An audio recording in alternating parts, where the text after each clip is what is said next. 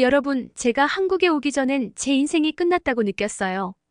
거울 속 제 모습이 혐오스러웠고 매일 패스트푸드에 파묻혀 무기력한 하루를 반복했죠.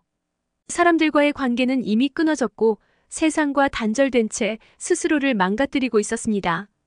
이렇게 살아서 뭐 하겠어? 이런 생각을 매일 되뇌며 완전히 무너져가고 있었어요. 그런데 한국에서의 단 한 조각의 고기가 제 인생을 송두리째 바꿔놨습니다.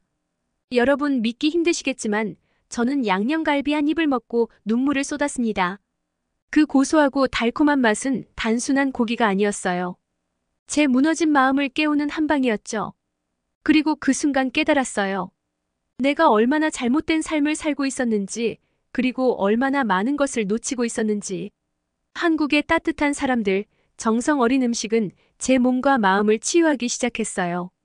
단순히 살이 빠지고 건강해진 게 아니에요.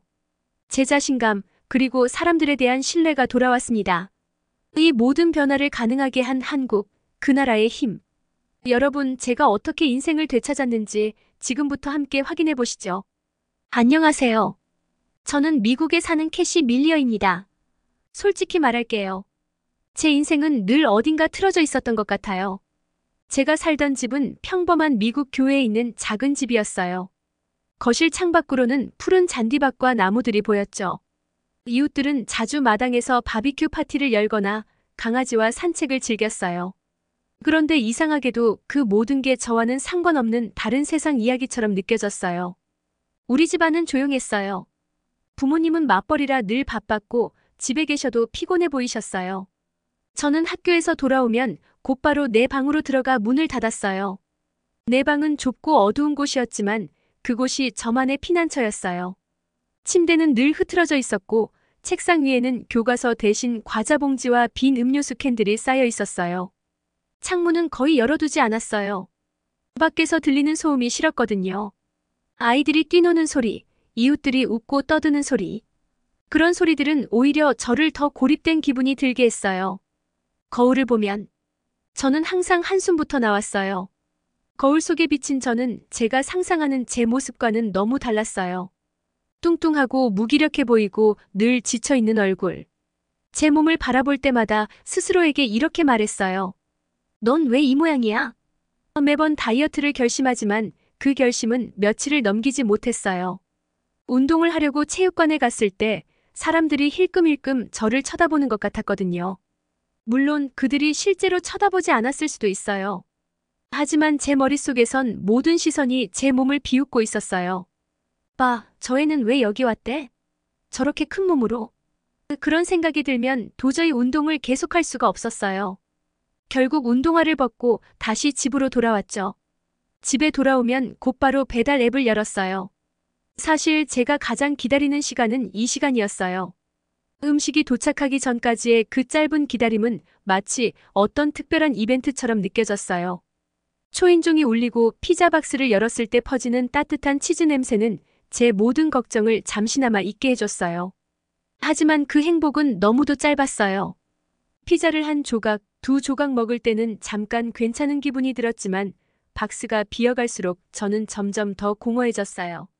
마지막 조각을 입에 넣으면서 저는 늘 스스로를 탓했어요.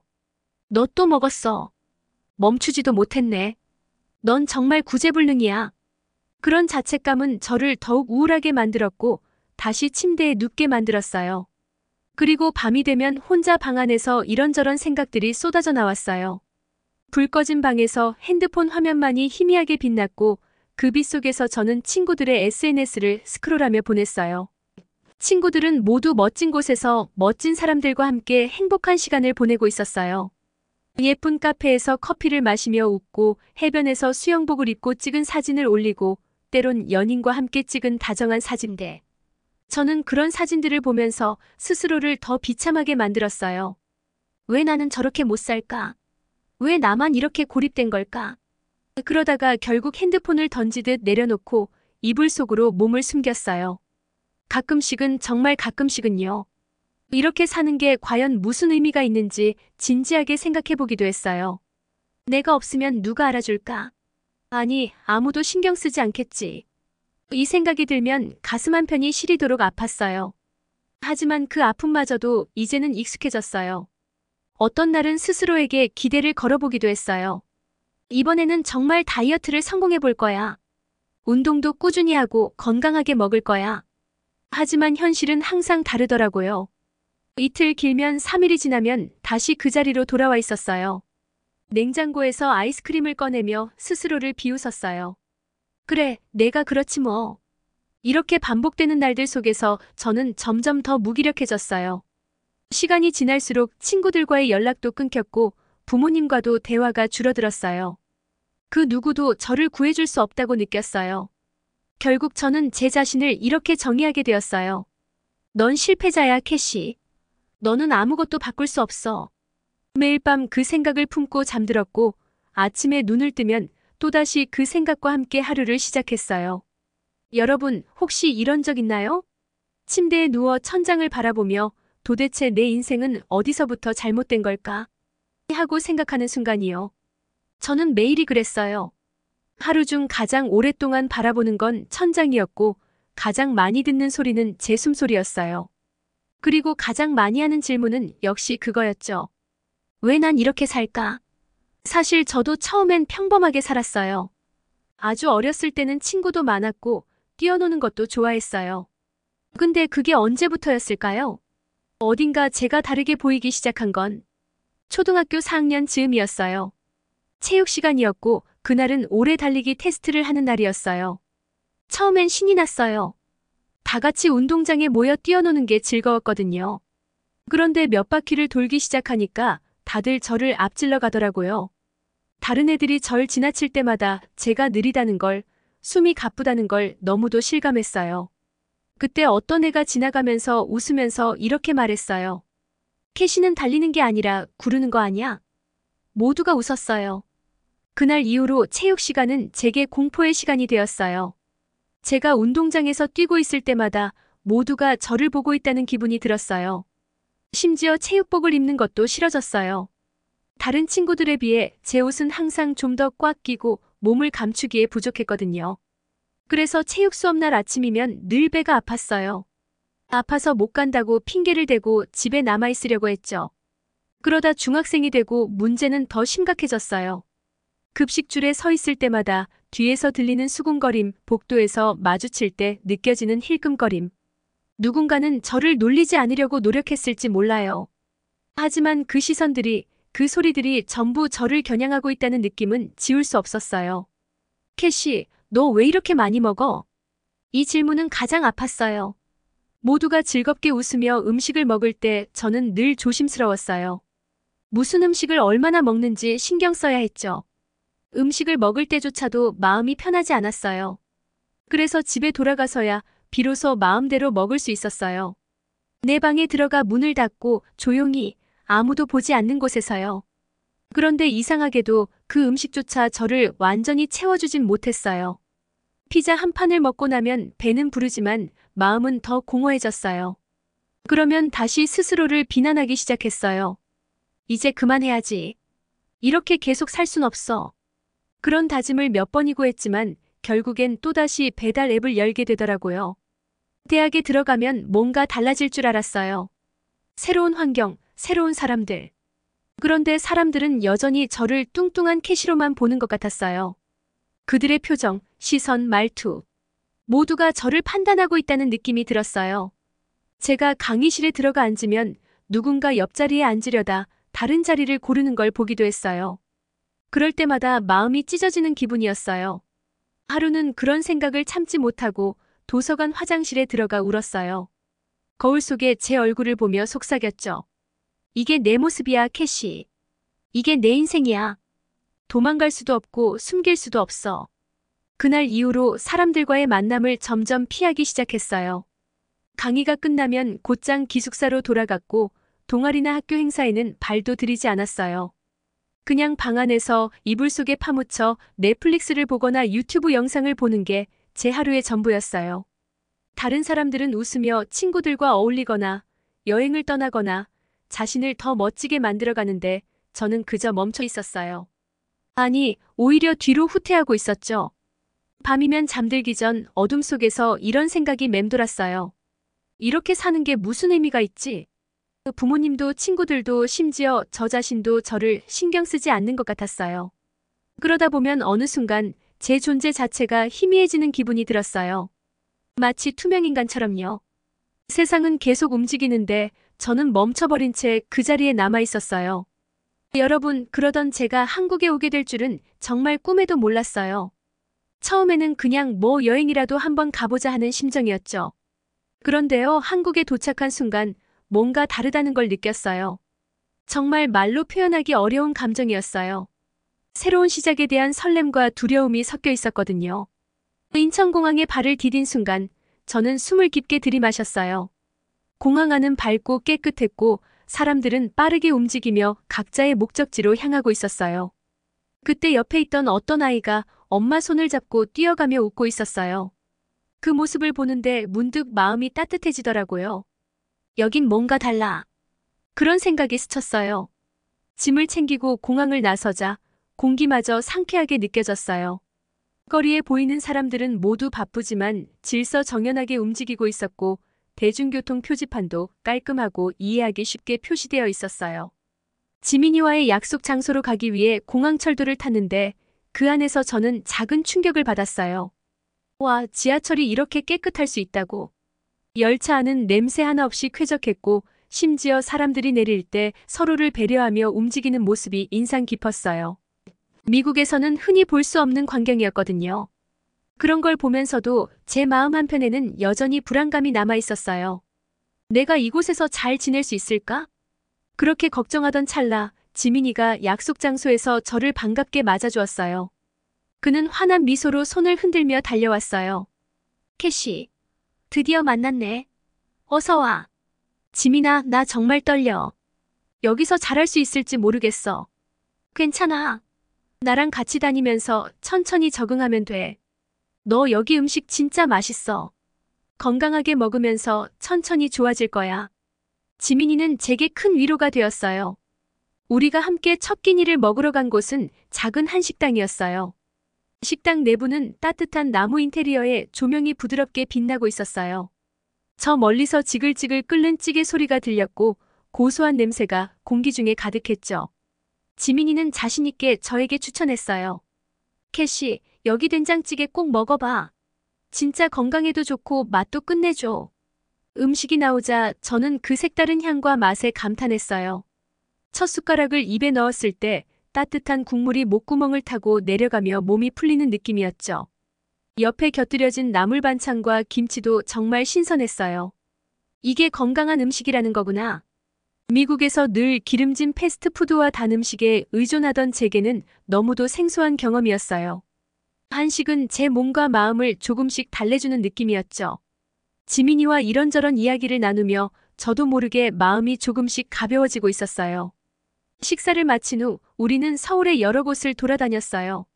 사람들이 붐비는 명동의 거리, 한강공원에서 자전거를 타는 가족들, 북촌 한옥마을의 고즈넉한 분위기. 모두가 활기차고 생동감 넘치는 모습이었어요. 캐시, 너 여기 분위기 어때? 솔직히 말해서. 좋아. 나 이런 활기찬 곳이 낯설기도 한데 좀 부럽기도 해. 사람들이 정말 행복해 보여. 지민은 제 말을 듣고 환하게 웃으며 말했어요. 그 행복, 너도 곧 느끼게 될 거야. 걱정하지 마. 한국에서는 자연스럽게 바뀌는 게 많아질 거야. 그날 밤 숙소로 돌아와 침대에 누웠을 때 저는 오랜만에 편안한 기분을 느꼈어요. 서울의 불빛이 창밖으로 희미하게 비쳤고 바람은 부드럽게 커튼을 흔들었어요. 이런 새로운 환경이 주는 따뜻함과 안정감이 낯설지만 동시에 희망을 품게 했어요. 여기서 뭔가 달라질 수 있을지도 몰라. 그렇게 첫날 밤이 지나고 저는 한국에서의 새로운 여정을 시작하게 되었어요. 솔직히 처음엔 두려웠어요. 익숙하지 않은 음식 앞에 앉아 있는 것도 제 인생에서 처음으로 뭔가 건강한 걸 먹어본다는 것도요. 미국에서는 늘 버거, 피자, 감자튀김 같은 것들만 먹어왔으니까요. 그런데 그날 지민이가 추천한 된장찌개를 처음 한 숟가락 뜨던 순간을 저는 절대 잊을 수 없을 거예요. 우리가 갔던 한식당은 작은 골목에 자리 잡은 소박한 가게였어요. 나무로 된 테이블과 의자, 벽에는 옛날 사진과 한국 전통 문양이 그려진 액자가 걸려 있었어요. 고소한 냄새가 식당 안에 퍼져 있었고 주방에서 들려오는 찌개 끓는 소리가 저를 살짝 긴장하게 만들었어요. 이게 도대체 어떤 맛일까? 이상하면 어떡하지? 그런 생각이 머릿속을 맴돌았죠. 잠시 후 김이 모락모락 나는 된장찌개가 테이블 위에 올려졌어요. 찌개 안에는 두부, 호박, 감자, 버섯 같은 재료들이 듬뿍 들어있었고 그 위로 고소하면서도 살짝 짭조름한 된장의 향이 퍼졌어요. 지민이가 웃으며 숟가락을 건네주며 말했어요. 캐시, 먼저 한 입 먹어봐. 이게 한국의 소울푸드야. 소울푸드? 냄새는 나쁘지 않은데. 저는 조심스럽게 숟가락을 들어 찌개를 떠올렸어요. 그리고 그 첫 숟가락을 입에 넣었을 때 제 혀는 그동안 한 번도 느껴보지 못한 새로운 세상에 발을 들인 것 같았어요. 따뜻한 국물이 입안을 부드럽게 감싸면서 고소한 된장의 맛이 퍼졌어요. 짜지도 않고 너무 강하지도 않은 그 맛은 묘하게도 저를 안정시키는 느낌이었어요. 이어서 감자와 두부 한 조각을 같이 먹었을 때 그 부드럽고 담백한 식감이 국물과 완벽하게 어우러졌어요. 저는 숟가락을 내려놓고 감탄하며 말했어요. 와, 이거 진짜 맛있다.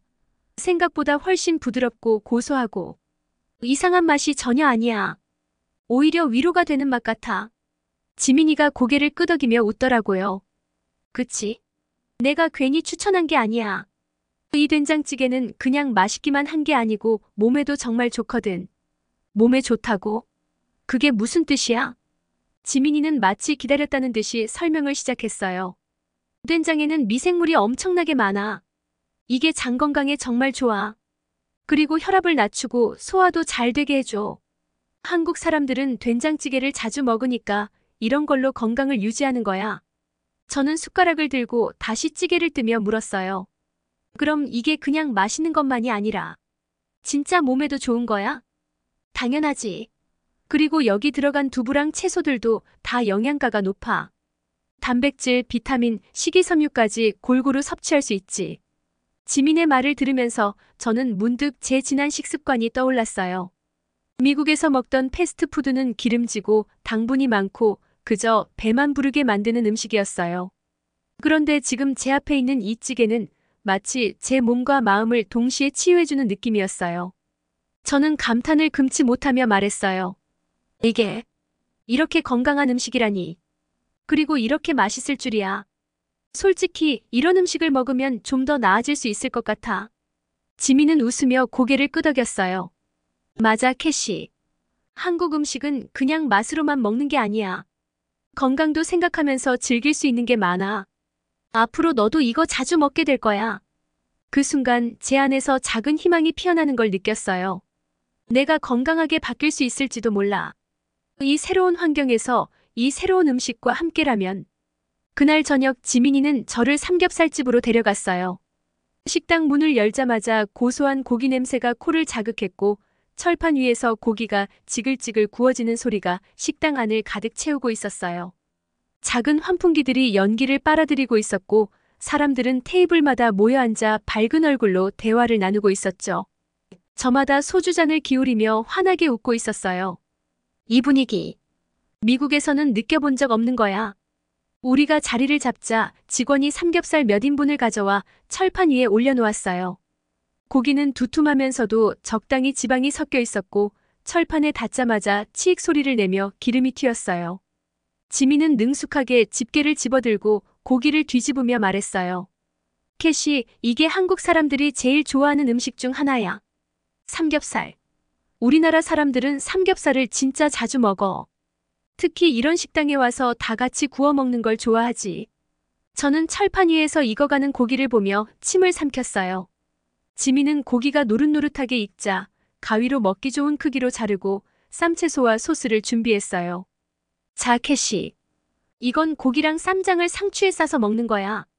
이렇게 먹으면 진짜 끝내줘. 오, 나도 한번 해볼게. 저는 상추 위에 삼겹살 한 조각을 올리고 쌈장과 마늘 그리고 약간의 김치를 얹어 한 입에 넣었어요. 그리고 그 순간 제 입안은 완전히 새로운 경험으로 가득 찼어요. 삼겹살은 바삭하면서도 속은 촉촉했고 입안에서 육즙이 퍼지며 깊은 풍미를 선사했어요. 쌈장은 짭조름하면서도 살짝 매콤한 맛이었고 김치의 아삭하고 톡 쏘는 맛이 고기의 기름진 맛을 깔끔하게 잡아줬어요.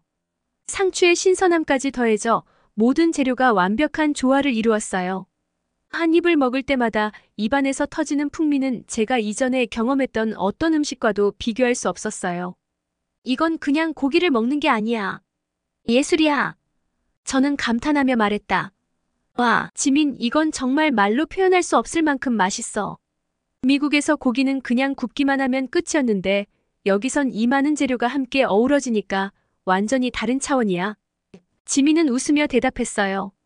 맞아. 그리고 삼겹살의 진짜 묘미는 이런 식으로 다 같이 둘러앉아 한 불판에서 구워 먹는 거야. 이게 바로 한국의 정이라고 할 수 있지. 정? 그게 무슨 뜻이야? 지민은 잠시 생각하다가 설명하기 시작했어요. 정이라는 건 한국 사람들 사이에 있는 특별한 유대감 같은 거야. 삼겹살을 같이 구워 먹으면서 서로 이야기를 나누고 서로의 접시에 고기를 얹어주기도 하잖아. 그게 다 정에서 나오는 거야.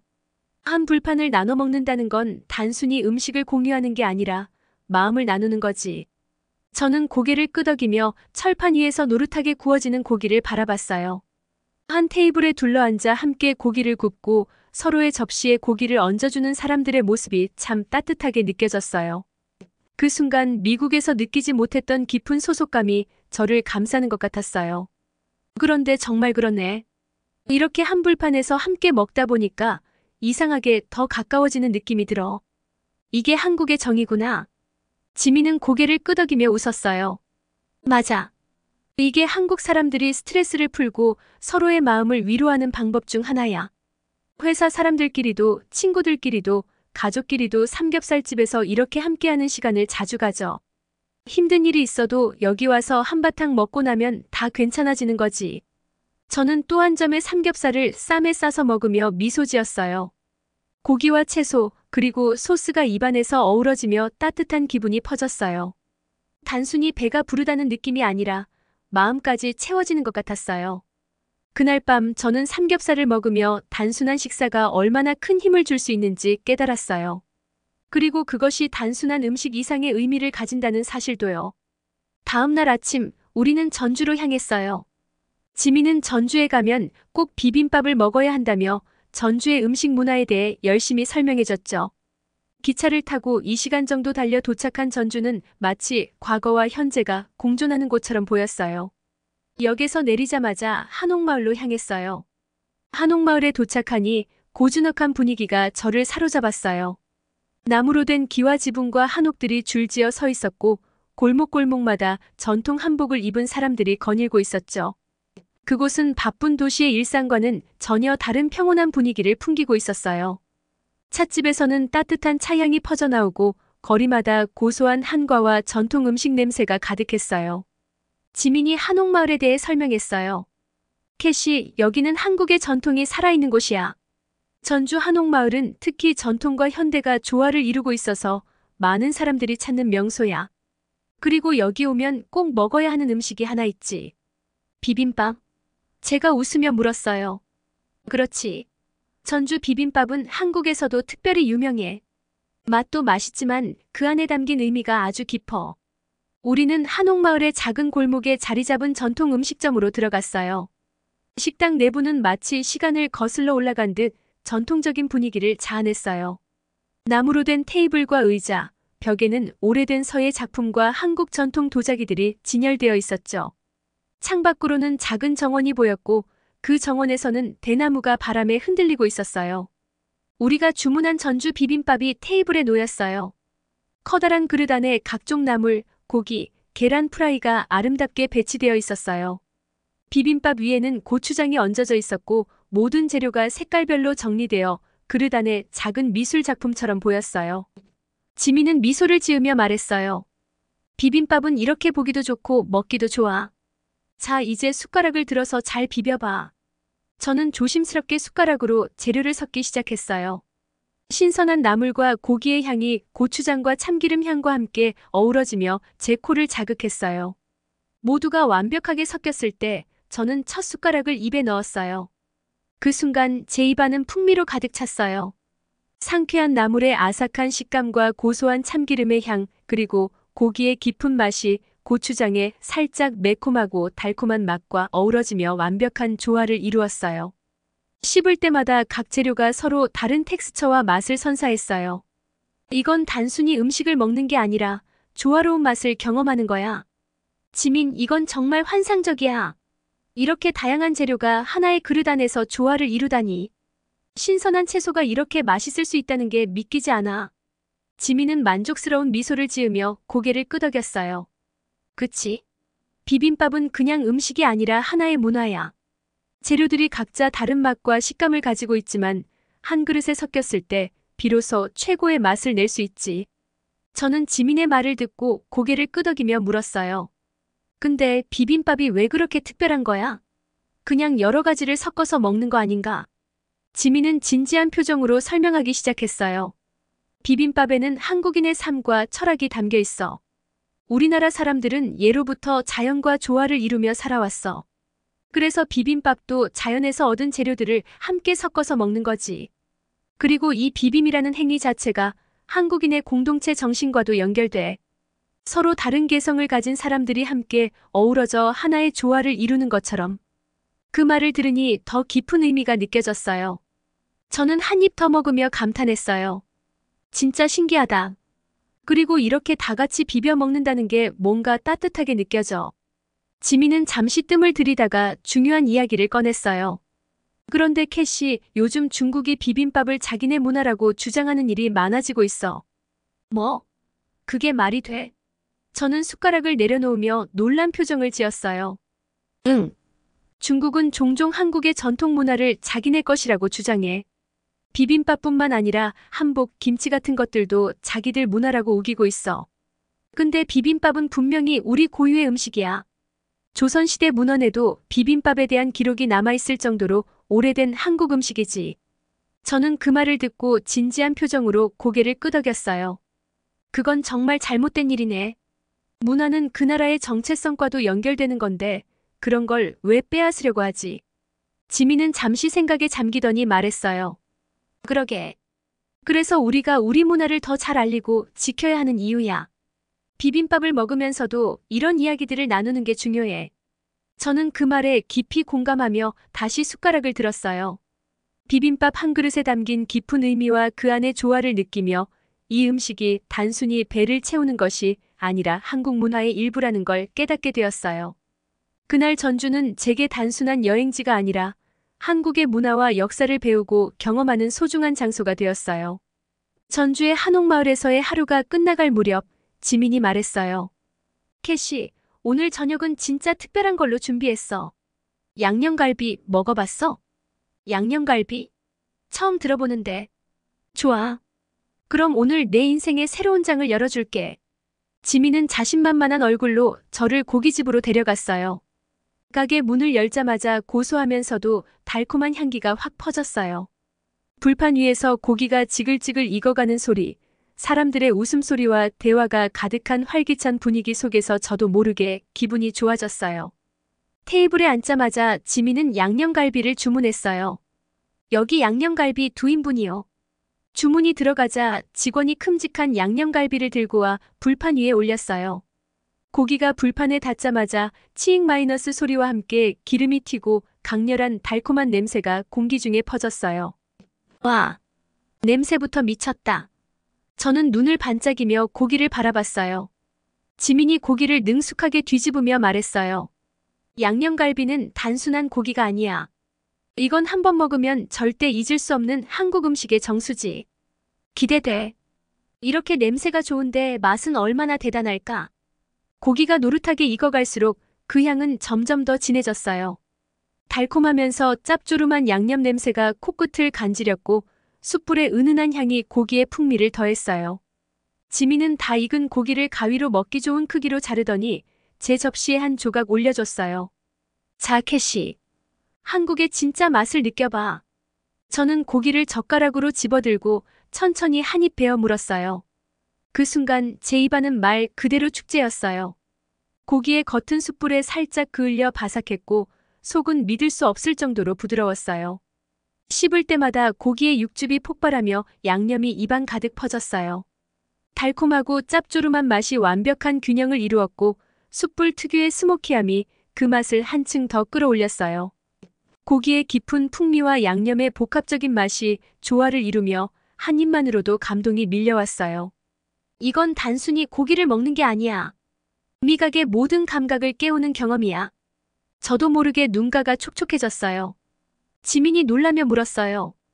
캐시, 왜 그래? 너무 매워. 저는 고개를 저으며 웃었어요. 아니야. 그냥 너무 맛있어서 그래. 이런 음식을 이제야 먹어봤다는 게 너무 아쉬워. 눈물이 흐르는 걸 닦으며 다시 한 입을 먹었어요. 그 맛은 두 번째도 세 번째도 똑같이 감동적이었어요.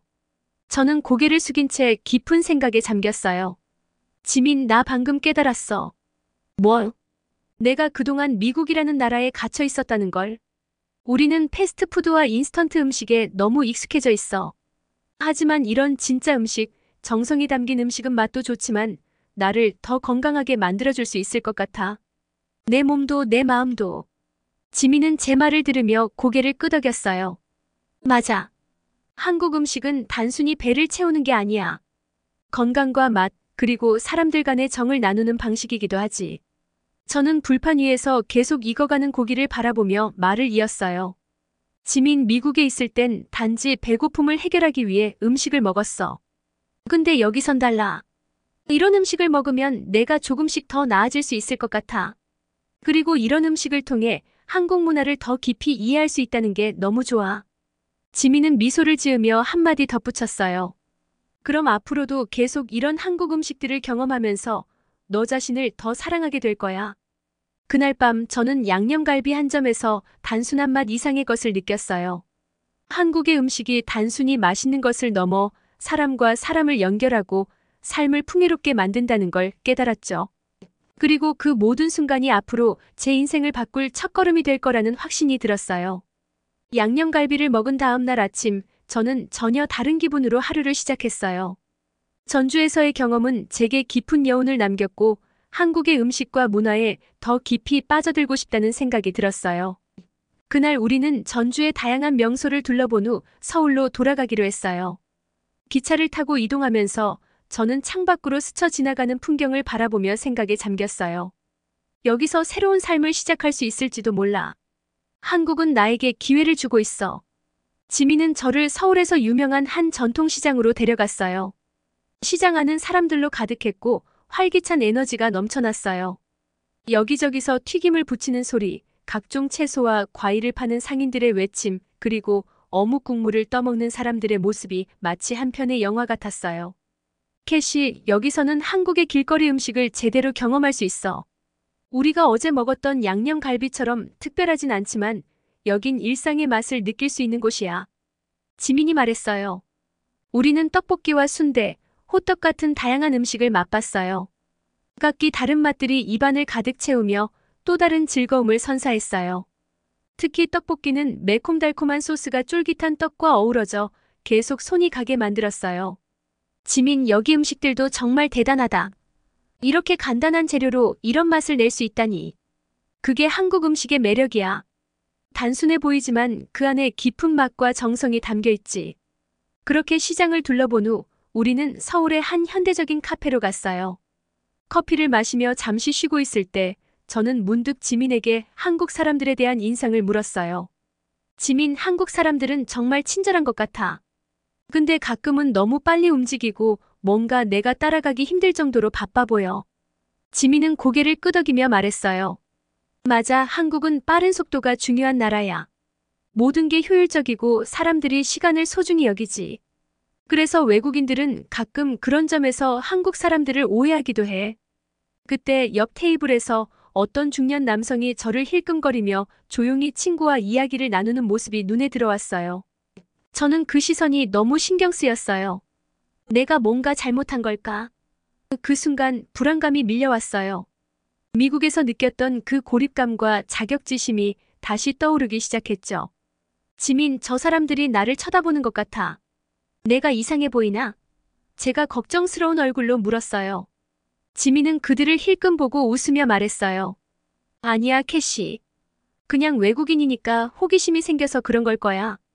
한국에서는 외국인을 보면 신기해서 쳐다보는 경우가 많아. 그걸 나쁘게 생각하지 마. 하지만 그 말로도 제 불안함은 완전히 가라앉지 않았어요. 저는 과거의 트라우마 때문에 이런 시선들이 저를 평가하고 비판하는 것처럼 느껴졌어요. 커피잔을 손에 쥔 채로 가슴이 두근거렸어요. 내가 여기서도 적응하지 못하면 어떡하지?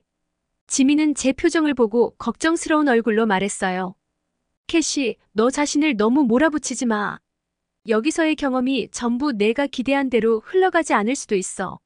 하지만 중요한 건 내가 그 변화를 받아들이고 있다는 거야. 그게 성장의 시작이야. 그 말에 저는 조금 진정되었지만 여전히 마음속 깊은 곳에서 불안함이 자리 잡고 있었어요. 그날 저녁 우리는 서울의 한 공원에서 산책을 했어요. 공원 안은 가로등이 켜져 따뜻한 빛으로 가득했고 벤치마다 사람들이 앉아 대화를 나누거나 음악을 듣고 있었어요. 지민은 저를 벤치에 앉게 한 뒤 조용히 물었어요. 캐시, 내가 한국에서 경험한 것들 중에서 가장 인상 깊었던 게 뭐야? 저는 잠시 생각하다가 대답했어요. 음식 그리고 사람들의 따뜻함. 특히 양념갈비를 먹었을 때 내가 얼마나 많은 걸 놓치고 살았는지 깨달았어. 그리고 한국 사람들의 그게 정말 마음 깊이 다가왔어. 지민은 미소를 지으며 말했어요. 그렇다면 너는 이미 한국 문화를 이해하기 시작한 거야. 앞으로 더 많은 것들을 경험하면서 너 자신도 더 많이 성장할 거야. 그 순간 저는 한국이라는 나라가 단순히 낯선 여행지가 아니라 제게 새로운 삶의 가능성을 열어주는 곳이라는 걸 깨달았어요. 한국에서의 경험은 제게 단순한 문화적 탐방을 넘어 제 자신과의 싸움을 극복할 기회를 주고 있었어요. 저녁이 되자 지민은 제게 또 다른 특별한 경험을 준비했다고 말했어요. 캐시, 오늘은 너한테 한국 사람들의 정을 제대로 느낄 수 있는 자리를 만들어줄게. 한국의 진짜 매력을 알게 될 거야. 정? 그게 뭐더라? 어제도 말했지만 아직 정확히 이해가 안 돼.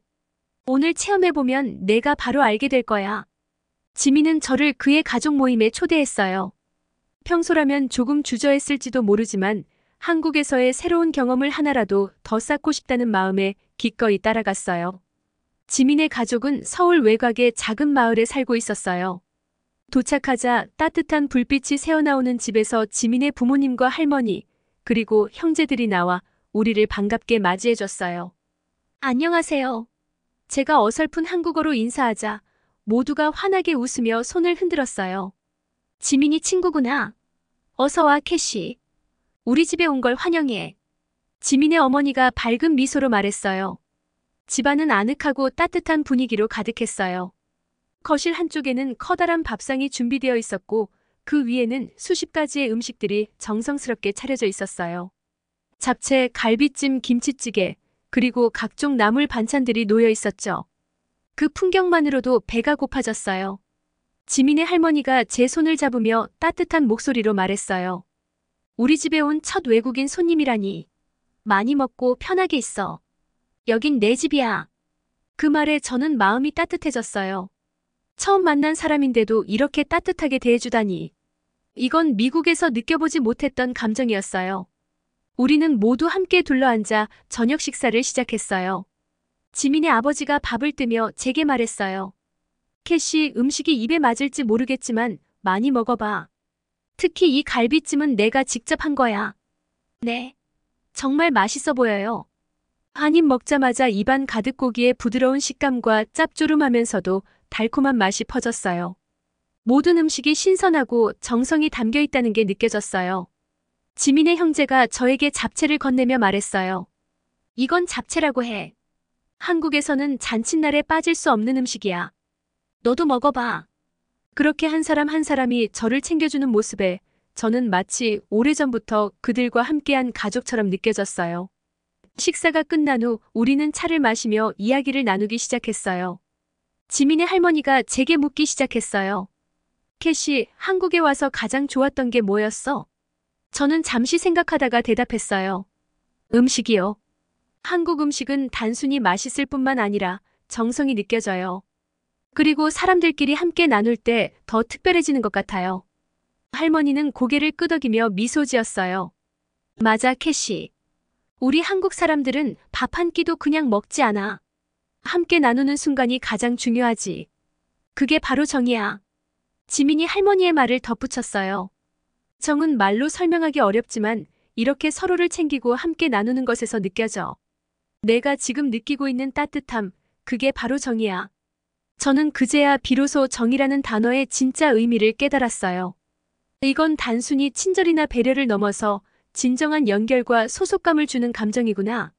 한국에서는 단 한 번 만난 사람도 가족처럼 대하는 문화가 있다는 게 신기하면서도 감동적이었어요. 저녁이 깊어가며 저는 지민의 가족들과 더 많은 이야기를 나눴어요. 그들은 제 이야기에 진심으로 귀 기울이며 제가 미국에서 어떤 삶을 살아왔는지, 그리고 왜 한국에 오게 되었는지 궁금해했어요. 지민의 어머니가 진지한 목소리로 말했어요. 캐시, 너희 나라에서 힘든 시간을 보냈다고 들었어. 여기서 새로운 시작을 하고 싶다고 했지? 저는 고개를 끄덕이며 조용히 대답했어요. 네, 맞아요. 한국에 와서 뭔가 변하고 싶었어요. 그리고 여러분 덕분에 그 가능성을 더 느끼고 있어요. 지민의 아버지가 말했어요. 잘 생각했어. 한국에서는 음식도 사람도 모두 너를 응원할 거야. 여기서 좋은 추억 많이 쌓고 내가 원하는 변화도 꼭 이루길 바란다. 그 말에 저는 눈물을 참을 수 없었어요. 내가 이렇게 환영받을 수 있는 곳이 있다니. 그날 밤 저는 지민의 가족들과 함께한 따뜻한 시간을 가슴에 깊이 새기며 숙소로 돌아왔어요. 한국에서의 이 새로운 경험은 단순히 새로운 나라를 탐방하는 것을 넘어 제 자신을 다시 발견하는 중요한 여정이 되고 있었어요. 여기서 나는 변화할 수 있어. 그리고 나를 둘러싼 따뜻한 사람들 덕분에. 전주의 밤이 깊어가면서도 제 마음은 따뜻한 여운으로 가득 차 있었어요. 지민의 가족들과 함께 나눴던 그 소박한 저녁 식사는 단순한 한 끼 이상의 의미를 가졌어요. 미국에서 느끼지 못했던 깊은 유대감, 그리고 무조건적인 환대가 제 마음의 빈자리를 조금씩 채우고 있었죠. 이게 바로 한국 사람들이 말하는 정이구나. 나를 진심으로 환영해주고 나라는 사람을 있는 그대로 받아들여주는 이 마음. 이전에는 사람들과의 관계가 부담스러웠어요. 미국에서는 저 자신을 드러내는 것이 늘 두려웠죠. 누군가가 나를 비난하거나 외모로 판단할까봐. 하지만 한국에서 만난 사람들은 달랐어요. 처음 만난 사람들조차 마치 오랫동안 알고 지낸 친구처럼 저를 대했고 저를 챙겨주었어요. 그 따뜻함이 점점 저를 치유하고 있음을 느꼈어요. 며칠 후 지민은 저를 서울 근교에 있는 작은 템플스테이로 데려갔어요. 캐시, 이곳에서 너의 몸과 마음을 더 건강하게 만들 수 있을 거야. 여긴 건강한 음식을 직접 만들어 먹고 자연과 함께 지내면서 휴식을 취할 수 있는 곳이거든. 절에 도착하자 고요한 분위기와 푸르른 숲이 우리를 맞아줬어요. 절 안에는 조용히 명상을 하는 사람들과 따뜻한 미소로 우리를 맞이하는 스님들이 있었어요. 지민은 저를 템플의 식당으로 안내했어요. 식탁에는 소박하지만 신선한 재료들로 만들어진 나물, 된장국, 현미밥이 준비되어 있었어요. 스님이 음식을 설명하며 말했어요. 여기 있는 모든 음식은 자연에서 온 재료들로 몸과 마음을 정화시켜줍니다. 천천히 음미하면서 드세요. 저는 숟가락을 들어 된장국을 한 입 떠먹었어요. 따뜻한 국물이 목을 타고 내려가며 속이 편안해지는 느낌이었어요. 신선한 나물과 고소한 현미밥도 정말 훌륭했어요. 음식은 간단했지만 그 안에는 깊은 맛과 건강함이 가득했어요. 지민, 이런 음식들을 먹다 보니까 미국에서 먹던 패스트푸드가 전혀 생각나지 않아. 그리고 몸이 점점 가벼워지는 느낌이야. 지민은 웃으며 대답했어요. 그래, 캐시. 한국 음식은 단순히 배를 채우는 게 아니라 몸을 건강하게 만들어줘. 이런 음식을 꾸준히 먹으면 몸과 마음이 함께 좋아질 거야. 그 후로도 한국에서의 생활은 계속해서 제 몸과 마음을 변화시키고 있었어요. 아침마다 산책을 하며 맑은 공기를 마시고 매 끼니마다 건강한 한국 음식을 먹었어요. 김치, 나물, 된장찌개, 그리고 여러 가지 제철 음식들이 제 식단의 중심이 되었죠. 몸이 점점 가벼워지는 것을 느꼈고 이전보다 훨씬 더 활기차고 건강한 자신을 발견할 수 있었어요. 어느 날 저는 아침에 거울을 보며 미소를 지었어요. 이게 나야? 조금씩 변하고 있어. 뼈에 붙어있던 살이 줄어들고 얼굴도 더 밝아졌어요. 하지만 단순히 외모의 변화 때문만은 아니었어요. 제 안에 자리 잡고 있던 부정적인 감정들이 점차 사라지고 새로운 자신감이 생겨났어요. 캐시, 너 요즘 진짜 달라 보인다. 지민이 말했어요. 그래? 나도 느껴져.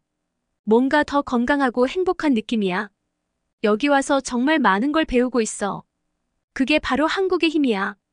음식, 사람들, 그리고 이 환경이 너를 바꾸고 있는 거지. 그날 저녁 저는 지민의 친구들과 함께 한식 포차 한국식 술집에 갔어요. 처음에는 조금 긴장했지만 친구들은 저를 따뜻하게 맞아줬어요. 캐시, 한국 생활은 어때? 우리 음식 중에 뭐가 제일 맛있었어? 이런 질문들로 대화를 나누다 보니 어느새 저는 마음이 한결 편안해졌어요. 그들과의 대화 속에서 저는 미국에서 느끼지 못했던 소속감을 다시 느끼기 시작했어요. 그들이 저를 걱정하고 제 이야기에 귀 기울여주는 모습이 진심으로 다가왔어요. 사람에 대한 신뢰를 점점 회복할 수 있었죠. 어느 순간 저는 말했어요. 여러분 정말 고마워요. 여러분 덕분에 제가 다시 사람들과 연결될 수 있다는 걸 느끼고 있어요. 한국에서의 경험이 제 삶을 바꾸고 있어요. 친구들은 저를 향해 건배를 제안했어요. 우리가 너를 응원할게, 캐시. 한국에서 멋진 삶을 만들어가자. 그 순간 저는 울컥했어요.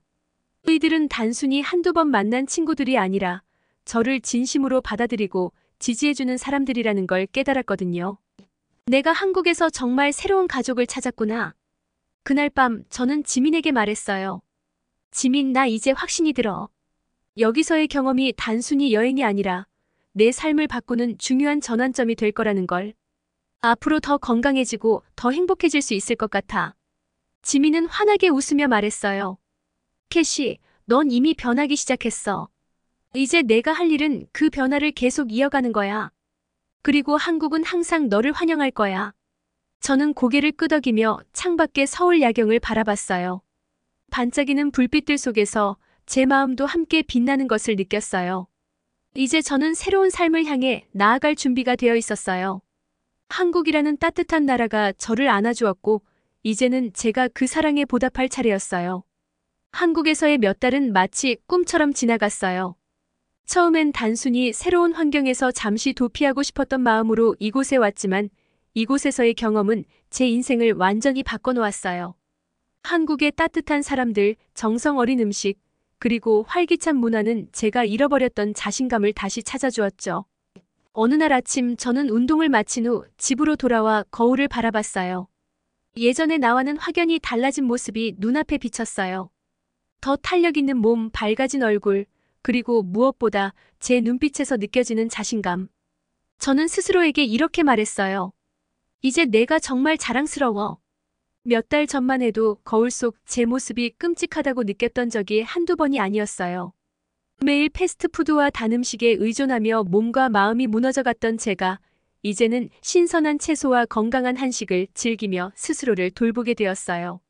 한국의 음식들은 단순히 맛있을 뿐만 아니라 제 몸과 마음을 동시에 치유해 주었어요. 무엇보다 한국에서 만난 사람들은 제게 잊지 못할 소중한 경험을 선사했어요. 지민의 가족, 그의 친구들, 그리고 제가 템플스테이에서 만난 사람들까지 모두가 저를 따뜻하게 환영했고 그들의 정은 마치 오랜 친구나 가족처럼 느껴졌어요. 지민의 할머니가 저에게 마지막으로 해주신 말이 기억에 남아요. 캐시, 너는 이제 우리 가족이야. 언제든지 힘들면 다시 와. 우리는 항상 널 기다리고 있을 거야. 그 말에 저는 눈물을 참지 못했어요. 미국에서는 느껴보지 못했던 무조건적인 지지와 사랑이 저를 감싸고 있었죠. 한국에서의 생활을 마무리할 날이 다가오자 저는 아쉬움과 설렘이 교차하는 복잡한 감정을 느꼈어요. 다시 미국으로 돌아가지만 이번에는 과거의 나와는 다른 더 건강하고 행복한 나 자신으로 돌아갈 준비가 되어 있었어요. 지민은 공항까지 저를 배웅하며 말했어요. 캐시, 너는 이제 진짜 강해졌어. 한국에서의 경험을 잊지 말고 돌아가서도 내 자신을 잘 돌봐. 고마워, 지민. 내 덕분에 내 삶이 완전히 바뀌었어. 나중에 꼭 다시 올게. 그땐 더 나은 모습으로. 비행기에 탑승한 후 창밖을 바라보며 저는 다짐했어요. 이제는 절대 과거로 돌아가지 않을 거야. 한국에서 배운 모든 것들을 내 삶에 녹여낼 거야. 한국에서의 몇 달간의 경험을 뒤로하고 저는 미국으로 돌아왔어요. 공항에 도착하자 제게 익숙한 풍경이 눈앞에 펼쳐졌어요. 하지만 제 마음은 이미 예전과 달랐어요. 공항에서 기다리고 있던 엄마를 보자마자 저는 미소를 지으며 그녀를 향해 걸어갔어요. 엄마는 저를 한참 동안 바라보더니 깜짝 놀란 얼굴로 말했어요. 캐시, 너 정말 많이 변했구나. 얼굴이 훨씬 밝아졌고 몸도 건강해 보이네. 저는 웃으며 대답했어요. 엄마, 나 이제 진짜 나 자신을 사랑할 수 있을 것 같아. 한국에서 정말 많은 걸 배웠거든. 집으로 돌아온 후 엄마는 저와 함께 거실 소파에 앉아 제 이야기를 듣고 싶어 했어요. 저는 한국에서의 생활과 경험, 그리고 어떻게 내 자신을 바꿀 수 있었는지 천천히 이야기했어요. 엄마, 한국에 가기 전에는 매일 패스트푸드에 의존했잖아. 근데 한국에서는 신선한 채소, 발효 음식, 그리고 건강한 한식을 매일 먹었어. 그 음식들이 나를 이렇게 변화시킨 거야. 거기다 사람들까지 너무 따뜻하고 친절했어. 나 같은 외국인에게도 항상 환대해주고 마치 가족처럼 대해줬어. 엄마는 제 이야기를 듣더니 눈시울이 붉어졌어요. 캐시, 엄마는 내가 이렇게 건강하고 밝아진 모습을 보니 정말 기특하고 고마워. 내가 얼마나 힘든 시간을 보냈는지 알기 때문에 더 감동스러워. 엄마의 눈에서 눈물이 흘러내리자 저도 울컥했어요. 엄마, 나도 내가 이렇게 변할 수 있을 줄 몰랐어. 근데 한국 사람들의 정, 그리고 그들의 문화가 날 이렇게 바꿔줬어. 이제 나도 다시 일어설 수 있을 것 같아. 저는 엄마에게 한국에서 느꼈던 정에 대해 설명했어요. 엄마, 한국 사람들은 정말 따뜻해. 처음 만난 사람도 가족처럼 챙겨주고 항상 서로를 돕고 나눠줘. 그런 분위기 속에서 나도 마음이 치유되는 걸 느꼈어. 그 사람들과 함께 먹었던 음식, 나눴던 시간들이 나를 완전히 바꿔놓은 것 같아. 엄마는 감탄하며 말했어요. 그게 바로 진짜 건강함이구나. 음식뿐만 아니라 사람들의 마음까지 너를 건강하게 만들어준 거네. 저는 고개를 끄덕이며 이어 말했어요. 맞아. 특히 양념갈비, 된장찌개, 비빔밥 같은 음식들을 먹으면서 몸도 건강해졌고 마음도 많이 편안해졌어. 이제는 미국에서 패스트푸드를 보고도 별로 끌리지 않아. 내가 배운 새로운 삶의 방식을 계속 이어가고 싶어. 엄마는 제 손을 꼭 잡으며 말했어요. 캐시, 넌 정말 자랑스러운 딸이야. 한국에서 배운 것들을 바탕으로 앞으로 더 건강하고 행복하게 살아가길 바란다. 그리고 기회가 된다면 나도 한국에 한번 가보고 싶구나. 저는 엄마의 말을 듣고 미소 지으며 대답했어요. 엄마, 한국은 정말 멋진 나라야. 그곳 사람들은 맛있고 건강한 음식을 매일 먹고 서로를 진심으로 아끼고 챙겨줘. 그런 문화를 매일 경험하며 살아간다는 게 정말 부러워. 한국 사람들은 정말 행복할 수밖에 없을 것 같아. 엄마는 저를 바라보며 말했어요. 그래서 내가 그렇게 변할 수 있었구나. 한국에서의 경험이 너를 더 강하고 건강하게 만들어줬네. 이제 내가 배운 것들을 여기서도 잘 실천하면서 살았으면 좋겠다. 그날 밤 저는 방에 들어와 한국에서 찍었던 사진들을 하나하나 다시 꺼내봤어요. 지민과 함께 웃으며 찍은 사진, 지민의 가족들과 함께한 저녁 식사 사진, 그리고 제가 처음 비빔밥을 먹으며 감탄하던 모습. 그 모든 순간들이 제 마음속에 깊이 새겨져 있었어요. 한국에서의 경험은 단순히 여행이 아니었어요. 그것은 제 자신을 변화시키고 삶의 새로운 방향을 제시해준 중요한 전환점이었어요. 이제는 미국에서도 제가 배운 건강한 삶의 방식을 실천하며 긍정적인 변화를 이어가기로 결심했어요. 한국에서 배운 따뜻함과 건강함을 내 삶의 일부로 만들어야겠어. 그리고 언젠가 다시 그곳으로 돌아가 내가 얼마나 더 성장했는지 보여줄 수 있겠지. 엄마는 그날 밤 다시 한번 저를 안아주며 말했어요. 캐시, 내가 이렇게 변해서 엄마는 너무 행복해. 내가 잘 해낼 거라는 걸 믿어. 저는 엄마의 품에 안겨 웃으며 대답했어요. 고마워, 엄마. 나도 나 자신을 믿어. 그리고 나를 이렇게 만들어준 한국과 그곳 사람들에게도 정말 고마워. 그날 밤 저는 오랜만에 깊고 편안한 잠에 빠져들었어요. 앞으로 펼쳐질 새로운 삶에 대한 기대와 설렘으로 가득한 채로. 이 영상이 여러분께도 영감을 주었으면 좋겠습니다. 한국이라는 나라가 캐시의 삶을 어떻게 변화시켰는지 여러분과 나눌 수 있어 정말 기쁩니다. 구독과 좋아요, 그리고 여러분의 사연을 댓글로 남겨주세요. 다음 이야기에서 만나요. 감사합니다.